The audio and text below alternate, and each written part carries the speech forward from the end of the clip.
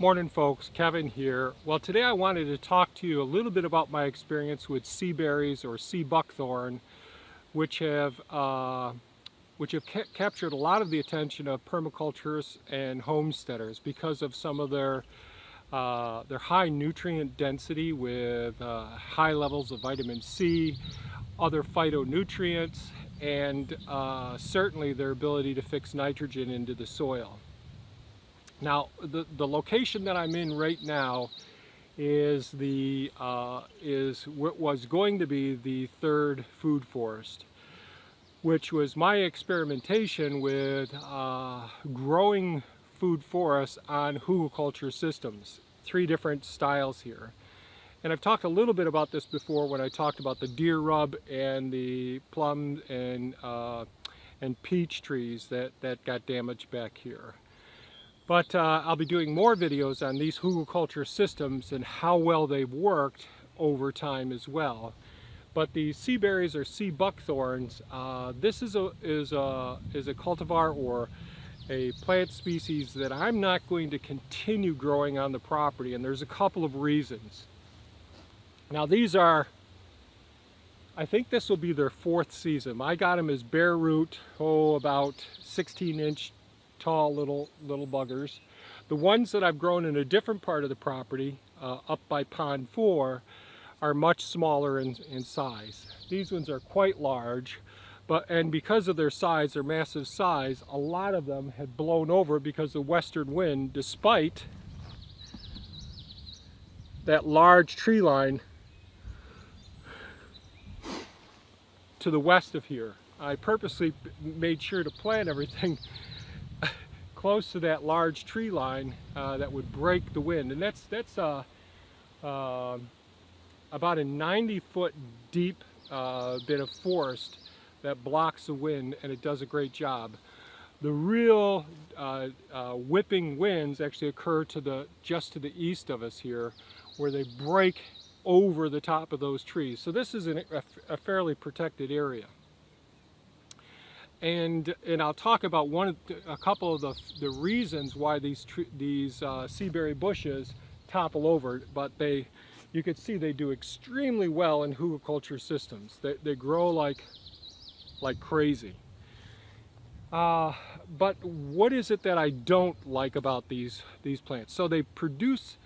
So first off, I would say there are more males produced than females. So I don't know, probably 1/3 to 1/4, I haven't actually counted them out, are berry producing. So they're dimorphic. You have males and female plants.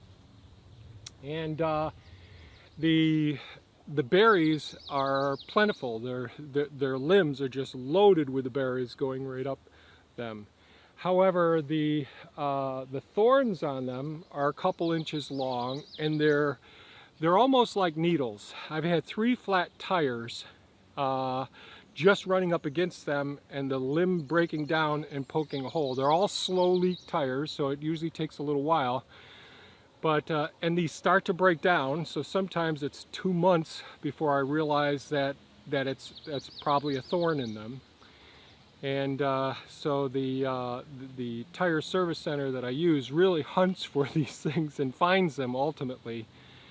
But that's one of the reasons. These thorns really penetrate. The other thing is the berries are quite small, and although they're plentiful, they're very hard to get off the limb. I mean, you could, like some people, they'll cut off the limb, freeze it, and then pop the berries off that way. And I could see that as being a manageable way. But on this piece of property, we're always trying to work with nature and reduce the amount of man hours, people hours, necessary to actually get the product that we want for our own needs.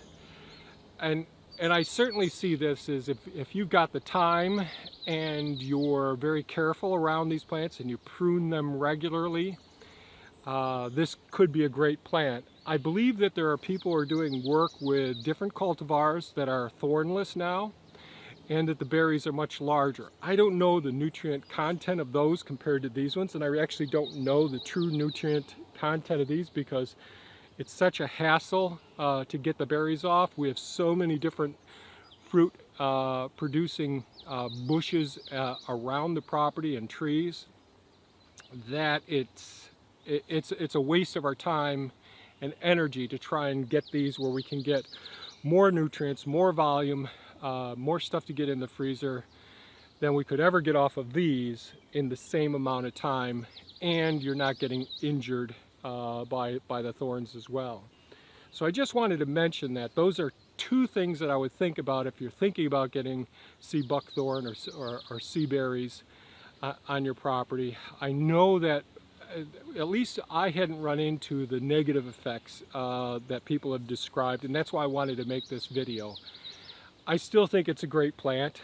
I think this would make a fantastic barrier plant. So if you wanted to put up a living fence, that you wanted to try and keep creatures or people off your property or out of your gardens, these branches on here can come right off at ground level and create this very thorny, thick wall, if you will. Now certainly the small mammals will have no trouble making their way through that. But I could see it as being something that if you wanted to have a living fence, that you wanted to keep nosy neighbors off your property or whatever, that plant could do extremely well. So just wanted to give you my perspective based on my limited experience over the last 3 or 4 years that I've been working with these. These came from a permaculture site. I'm real happy that I had the experience with them. I've learned a lot, but unless I get something that's either thornless or larger berries, and I can actually check the nutrient density, because I'm all about those phytonutrients, trying to get those things that can help us do the DNA repair, mitochondrial health, all of these things that I'm really interested in to increase our quality of life as long as our longevity as well. So that's my 2 cents on these berries, on these specific cultivars, and these are the wild ones around here. So if you have any comments or questions, please leave them below. I'm not poo-pooing this plant. I'm just saying, want to share my experiences, so at least you're informed about potential bad effects as well. So give us a thumbs up if you think this was of value, share it with your friends, and by all means, have a fantastic day. Take care, folks. Bye-bye now.